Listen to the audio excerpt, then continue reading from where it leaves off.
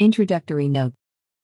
François-Marie Arouet, known by his assumed name of Voltaire, was born at Paris, November 21, 1694. His father was a well-to-do notary, and François was educated under the Jesuits in the Collège Louis le Grand. He began writing verse early, and was noted for his freedom of speech, a tendency which led to his being twice exiled from Paris and twice imprisoned in the Bastille. In 1726 he took refuge in England, and the 2 years spent there had great influence upon his later development.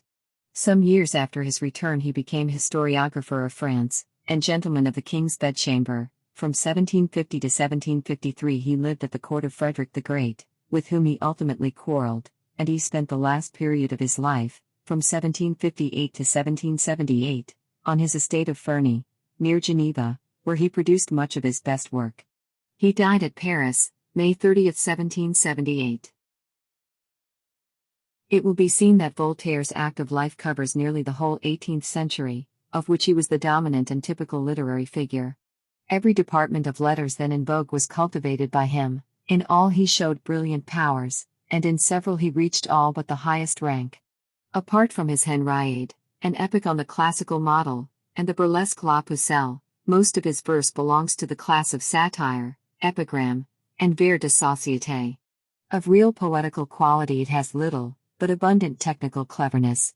For the stage he was the most prominent writer of the time, his most successful dramas including Zaire, Oedipe, La Mort de César, Alzire, and Merope. His chief contribution in this field was the development of the didactic and philosophic element.